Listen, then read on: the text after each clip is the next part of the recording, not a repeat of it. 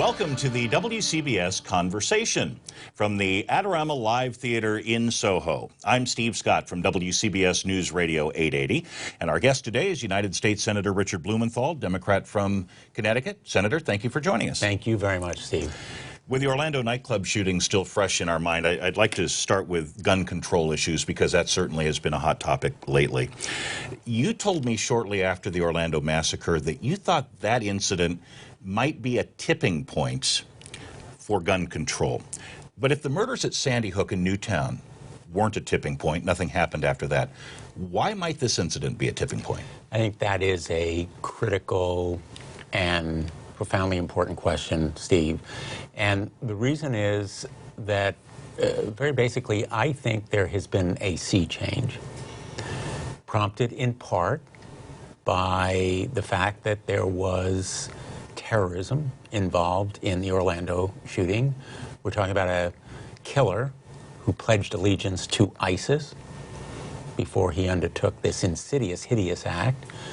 And the threat of homegrown terrorists, the lone wolves, who are inspired and supported by our enemies abroad, I think injects a new element of danger to the problem and challenge of gun violence. And second, in all of these debates, there is a real tipping point when the American public becomes so aroused and angry that Washington, D.C. has no choice but to respond. And very bluntly, Washington, D.C. has been in the grip of the NRA. The National Rifle Association has blocked progress by mobilizing a minority of the American people to oppose common sense, sensible measures. 90% or more, the polls all show 90% or more of the American people support common sense, sensible measures like background checks. Who can be against stopping suspected terrorists from buying an assault weapon? And who can be against background checks that will make effective that kind of prohibition and other prohibitions that, for example, stop convicted criminals from buying assault weapons? So these are basic law enforcement tools that protect against acts of hatred and terror that I think the American people now support overwhelmingly, and Washington has no choice but to heed and hear that message. All of that said, there's no predicting what will happen. There's no certainty as the outcome. All I can tell you with certainty is that we will continue this effort, whatever the outcome of the votes that we will have. You took part in a 15-hour filibuster on the Senate floor that was led by your Connecticut colleague, Senator Chris Murphy. Did it work? Did it achieve what it wanted to achieve? It made a start, and it was successful in achieving a debate and a vote. Let's remember, the day after Orlando, we came back to Washington, and the leadership said to us, we're going to do business as usual. We're going to go forward with the appropriations bill for the Departments of Commerce and Justice, and we're going to, in effect, have the Senate go ahead with its normal agenda. And we said, wait a minute, the deadliest shooting in American history? 49 people gunned down by a killer pledging allegiance to ISIS, and with a assault weapon designed simply to kill and maim people as quickly as possible, as many people as quickly as can be done. We need to have a debate. We need votes on measures that will address these issues. And that's the reason that we launched the filibuster effort. And yes, I think we have achieved something, which is that we have a path toward votes on two common sense measures that will address this issue. What the outcome will be, can't say with certainty. Has leadership assured you that there will be votes? And on what votes, what issues would you have the votes? Do you start big? Do you try to ban AR-15 assault rifles? Or maybe is it baby steps, background checks? Where do you start? We're starting with very limited and modest measures, if you will. The most non-controversial, straightforward, simple steps that can be adopted. Number one, a measure that will give the Attorney General of the United States the ability to stop a terrorist from buying a gun. Now, whether someone's a terrorist should depend on evidence, on facts. So the Attorney General is required to have facts and to show that individual is suspected of engaging in terrorism, or that the individual has prepared or is preparing or supporting and aiding terrorists. There has to be some connection to a real threat. Are you getting a sense from any of your Republican colleagues that they might be prepared to take those small steps? I think that they are prepared to do something, but what they might be proposing to do is more a smokescreen than a real, genuine effort. And let me give you an example. We believe that anybody who's on a no-fly list or a no-watch list should be barred from buying guns, and that the Attorney General ought to have the authority to make that determination, take action to stop a terrorist from buying guns. The Republicans, on the other side of this issue, want to have a full-blown trial and require it to be within 72 hours. These kinds of qualifications and caveats and conditions essentially eviscerate the effectiveness of such a measure. We will not go along with anything that is more a smokescreen or a masquerade or a charade. Effective action is what we want.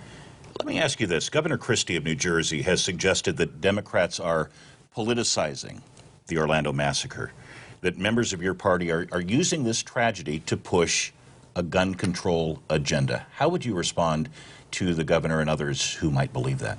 We're responding to a tragic,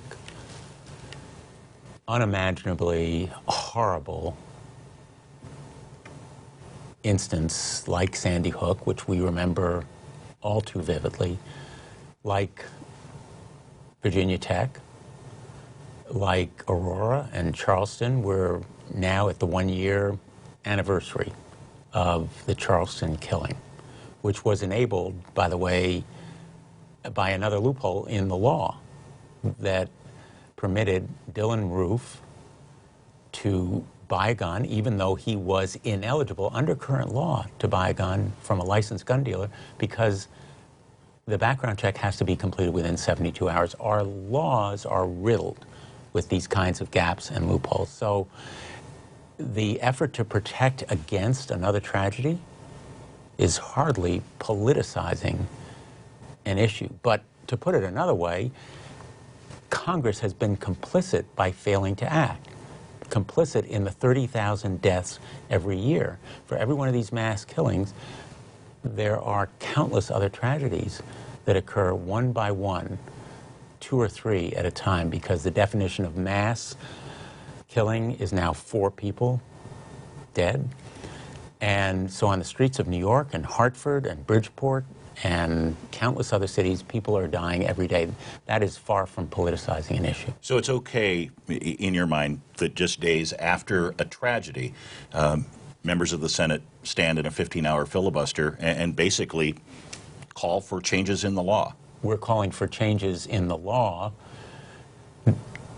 because they are necessary to prevent additional tragedies like Orlando and Sandy Hook. And I'll just tell you one story. In the days after Sandy Hook, I went to a great many wakes and calling hours and funerals. And I will never forget one of those calling hours when I stood in front of the casket of a child who had been killed at Sandy Hook. And I said to the parents, you know, when you're ready, we perhaps should talk about action that we can take. And I will never forget, the dad said to me, I'm ready now. The loved ones and parents and brothers and sisters want something to be done. They want action. And that's why the Sandy Hook families have been so courageous and strong in seeking measures. They've been persevering in this effort. And they inspire me to keep going forward. Anybody who thinks that we can shirk our obligation and opportunity to act in the face of these tragedies, I think is doing a disservice to the families who have lost people to gun violence. Senator, you sit on the Senate Judiciary Committee. President Obama has nominated Appellate Chief Judge Merrick Garland to fill the Supreme Court seat vacated by the death of Justice Antonin Scalia. Will Judge Garland ever get an up or down hearing? I think he will get an up or down hearing. I can't predict when it will be. It may be in the lame duck session. So far, the Republican leadership is pretty dug in against it right now. I think it is a real disservice to the American people. It is a violation of our constitutional duty for the Senate to fail to do its job. The obligation to advise and consent is not when it's convenient or when the Republicans feel their right wing will sanction it. It's advise and consent to the president's nominee, and that's a constitutional duty. So I think we will eventually do our constitutional duty. Do you think that there are Republicans on your committee and in the full Senate who would like to give Judge Garland an up or down hearing but don't want to defy Chairman Grassley or Leader McConnell? I think the answer is yes. They don't want to defy Chairman Grassley or the Republican leadership, but they also are in fear of the Republican right wing, the Tea Party, the extreme side of the Republican Party that has basically said, if you have a hearing or support a hearing, if you vote or support a vote, we will go after you. And that is disgraceful because Merrick Garland deserves a hearing and a vote, but more important, the American people deserve a full Supreme Court. If the United States Senate fails to move forward, the Supreme Court will be without 9 justices for 2 years. That's the potential for a 4-4 deadlock. It influences the cases the United States Supreme Court agrees to hear. There's no right of appeal to the Supreme Court. The Supreme Court grants certiorari, and there will be fewer cases taken, fewer important cases where the courts of appeals around the country disagree. And so we're talking about uncertainty and unpredictability in the law that impacts economic progress and job creation, which are so important. Jobs, jobs, jobs. We're really at a critical point in our economy when the job creators, small businesses, need some certainty as to what the rule of law is. Might the Republicans have a point, though, when they say, listen, we're in the middle of a heated presidential election, which is only going to get more heated as the campaign wears on. Let's just wait. Whichever candidate wins, Democrat or Republican, let that president nominate the next justice. That's no excuse for waiting. Certainly was no excuse months ago when they first raised it. President Reagan nominated and pursued the candidacy of Justice Stevens in his last year. That argument is simply a reason to say they're trying to delegitimize this president. And so I think that we have an obligation to proceed with the confirmation process, to do our job. The Senate should do its job in the last year of a presidency because he's sworn to uphold his duty for 4 years. We're sworn to uphold ours for the remainder of this year as well. One issue that you've been very active on is the issue of sexual assaults on college campuses. A new report came out not too long ago, and right at the top of the list was UConn, the University of Connecticut. Are there more sexual assaults happening Or is it better reporting, more brave victims actually coming forward and reporting what happened to them? I have worked on issues relating to sexual assault with New York Senator Kirsten Gillibrand. She has really been a champion, such an effective advocate on this issue of protecting all people, most particularly women, on college campuses. And the reason that we've seen an increase in the numbers is due in part to better reporting by the colleges, but also the encouragement that women are feeling to come forward and talk about what has happened to them. People will not come forward to talk about a crime, and sexual assault is a crime, unless they feel that effective action will be taken. I'm a former prosecutor. I was the U.S. Attorney in Connecticut for 4.5 years. I was Attorney General in my state for 20 years. People will not report crimes, especially sexual assault, which requires such fortitude and bravery to come forward and talk about, unless they feel there are effective means and that there will be effective prosecution. So I think that there is better reporting. Is progress being made not only in better reporting, but is the word getting out, awareness? Do you think that there are perhaps fewer sexual assaults? I've heard people say, listen, there have been sexual assaults on college campuses as long as there's been sex on college campuses. But is the awareness helping in perhaps, when people say no, it means no, and a would-be attacker may be saying, you know what, this isn't a good idea, and stopping. Is the word getting out? Very good question. I think the word is having an effect. Colleges and universities are more aware of their obligation. There is more effective policing on campuses. There are better responses on campuses. But there still is a need for legislation such as Senator Gillibrand and I have proposed that provides for counselors and better prosecuting and means of seeking redress administratively on campuses, and better cooperation and collaboration between the college police and local police and prosecutors.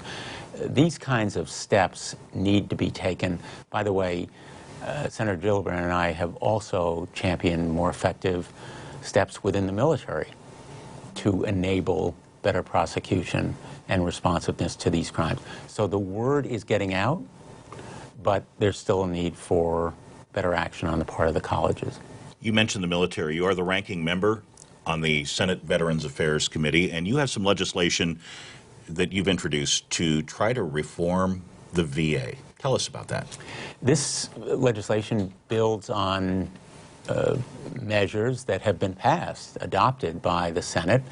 The Veterans' Choice measure that gives veterans more choice, that is, the choice to go outside the VA if they face a delay more than 30 days or a distance more than 40 miles that impedes their access to health care within the VA system. And we're building on that legislation in a measure called Veterans First, which streamlines the choice or community care systems, making sure that there are more access by veterans to health care outside the VA system, but also stopping overuse and reliance on opioid painkillers, all too often used to treat post-traumatic stress, the most common invisible wound, maybe the most common wound coming out of these wars, and also more accountability within the VA. There's been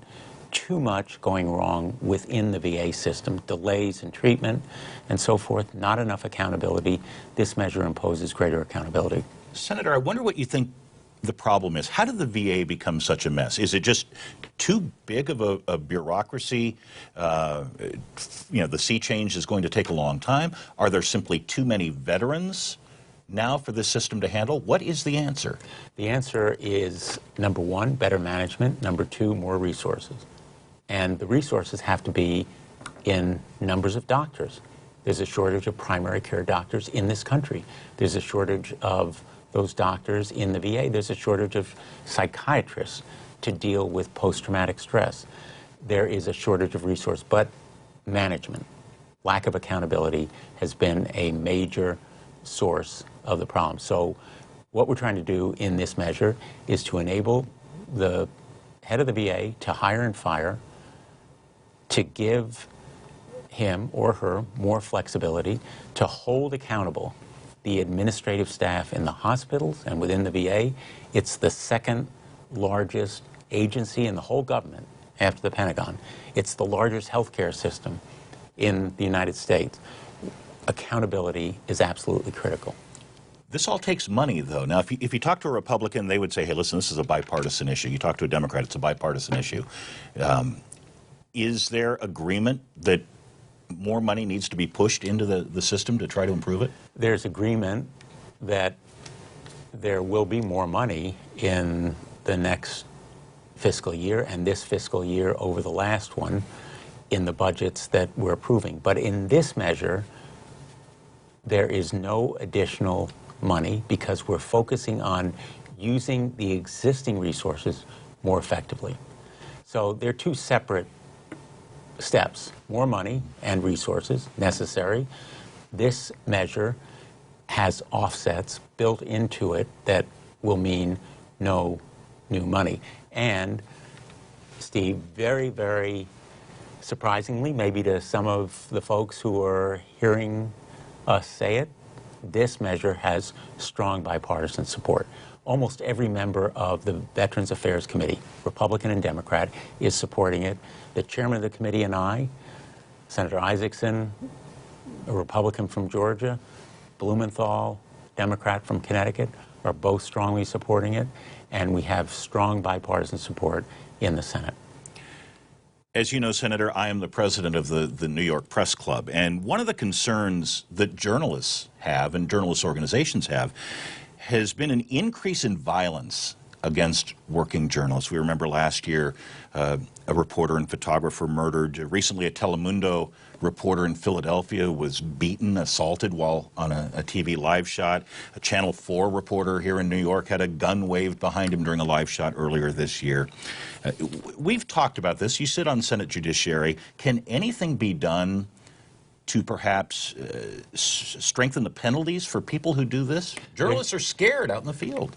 And that inhibits reporting, which impedes the flow of information to listeners of WCBS or any of those TV channels that may have reporters on the scene and may be threatened.